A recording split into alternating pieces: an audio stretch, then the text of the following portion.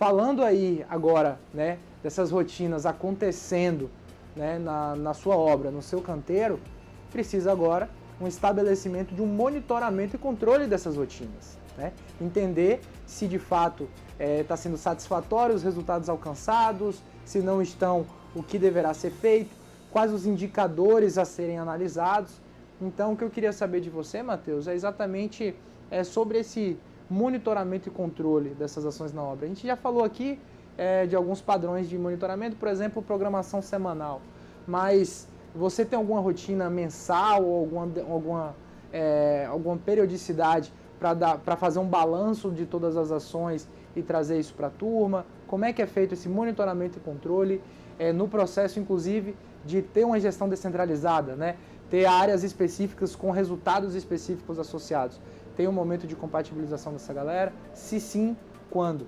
Bom, Gabi, você falou uma palavra importantíssima, indicador, né? Então, a gente tem que compatibilizar, consolidar todos esses nossos resultados e estabelecer os nossos indicadores. Por exemplo, na programação semanal, o nosso indicador é a nossa nota, não é? Outro tipo de indicador, por exemplo, no nosso controle de concretagem, a gente tem uma planilha onde a gente preenche o cubado via projeto e o realizado, que é o que nós pedimos à concreteira. Então a gente sabe o percentual de perda, se a gente está desviando muito o custo ou não. Então é importante que o engenheiro ele saiba a necessidade, né, e para criar os seus indicadores, porque também muito indicador você acaba não gerindo, é muita informação. Então você tem que saber o que é que você precisa, o que é que seu cliente quer enxergar e criar indicadores focados naquilo, indicadores que auxiliem a sua gestão literalmente. Porque se você não tiver indicador, você também não mede. Se você também tiver indicador demais, você também não consegue fazer a gestão apropriada, entendeu? Então você tem que saber o seu limite em relação a isso, mas é importantíssimo. Então eu falei aqui da nota na programação semanal, eu falei aqui da questão dos índices de perda de concreto. Então, por algum tempo, né, de obra que nós temos, a gente admite alguns X% de perda em relação a cada etapa de concretagem. Então a gente consegue saber se está dentro, se está fora, se a cubagem está correta. E isso também, por exemplo, deu muito, qual foi o problema? A gente levantou errado ou realmente é um problema na execução da forma?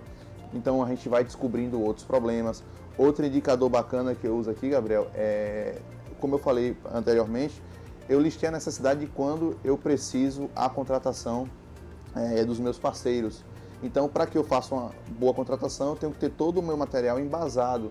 Então, eu tenho uma planilha que eu controlo meus levantamentos, quando eu começo, quando eu termino, quando eu preciso. Então, se eu estou bem, se eu estou atrasado, se eu estou adiantado, isso é um indicador de como está a minha velocidade em relação à geração desse tipo de produto.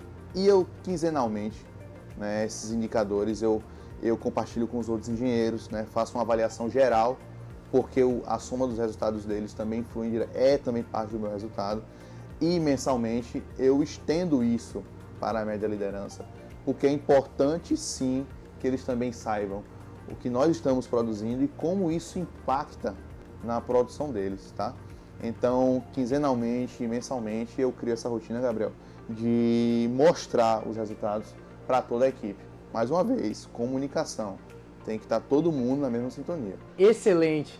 Não tem nada mais gratificante para nós de engenharia de alta performance do que ver de fato todos esses conceitos implementados, né, e viabilizados por um engenheiro que de fato entende a importância. E não é por romantismo não, é porque quer resultado, o time quer resultado e de fato tem resultado na ponta. E agora, né, se a gente for percorrendo o nosso ciclo, nós já falamos das primeiras ações, nós já falamos das rotinas operacionais, do monitoramento e controle, e agora nós precisamos retroalimentar. O processo de gestão ele é cíclico, né? Ele tem que acompanhar o ciclo de vida do projeto. Então, quando a gente fala de avaliação e feedback da turma, né, estimulando essa competição positiva, estimulando de fato esse engajamento, a meritocracia dos envolvidos, como funciona para que esse processo ele seja retroalimentado? O fogo da gestão ele não vá se perdendo ao longo do tempo da obra, porque é uma realidade, né? Às vezes você vê ações e energias sendo gastas muito no começo do processo ali, essa obra eu vou fazer diferente, aqui tudo vai mudar, vai ser tudo controlado, e depois ao longo do tempo isso vai se perdendo, vícios de trabalho vão acontecendo e isso vai ficando pelo caminho. Então, como manter essa roda sempre, essa chama acesa, essa roda sempre girando aí, retroalimentada com as ações? Bom, Gabi, eu gosto de exemplificar, né, para facilitar o entendimento de todos. Mais uma vez, pegando a reunião de planejamento, né? O início da reunião já é um feedback, porque a gente pega a pauta da semana que se passou e avalia se foi feito, se não foi, o porquê foi feito, o porquê não foi feito, onde é que a gente deu certo, onde é que a gente deu errado, o que é que a gente pode melhorar. Isso é um feedback. Você fazer essa avaliação sua e da equipe, compartilhar, né? E daquela mini reunião você fazer suas lições aprendidas. Então, ó, a gente não conseguiu fazer isso agora, porque realmente era melhor fazer desse jeito. Então a gente aprendeu que é melhor fazer assim. Vamos colocar em prática. Vamos fazer agora dessa nova maneira, tá? Em algumas organizações, em algumas rotinas, tem uma periodicidade do feedback, né? Para com o liderado, para com a equipe. É importantíssimo esse momento, né? De você sentar com o seu liderado, com a equipe, passar o feedback. Mas assim, turma, feedback é diário. Se sua avaliação é diária, seus pequenos feedbacks são diários.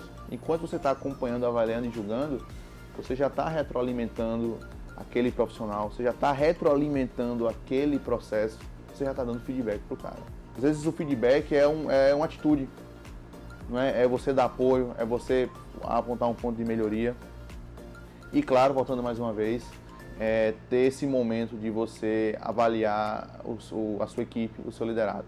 Sentar, listar os pontos positivos, listar os pontos a melhorar, não é? Também saber escutar, não é? Porque a gente não é o dono da verdade, então às vezes a gente pode fazer uma avaliação errada, é normal, nós somos humanos, certo? E compactuar, né, depois dessa avaliação e feedback, quais são as próximas ações, as próximas atitudes, sempre em prol da melhoria.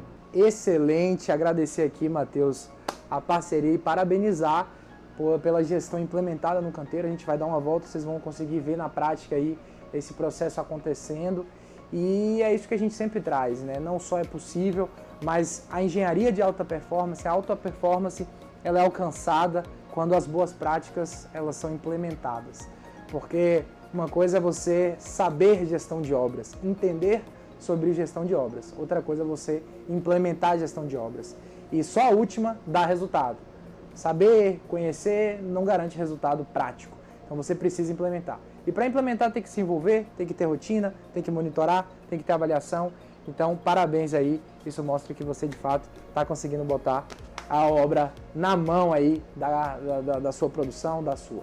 Show de bola. Espero que você tenha aproveitado e mais importante do que saber, como a gente sempre fala, é realizar. Então espero sinceramente que vocês peguem e apliquem todas essas dicas aí no seu canteiro, na sua realidade, tenha resultado e se curtiu, conta pra gente aqui nos comentários, se inscreva, curta o canal que logo logo teremos muitas novidades. Um abraço e até breve.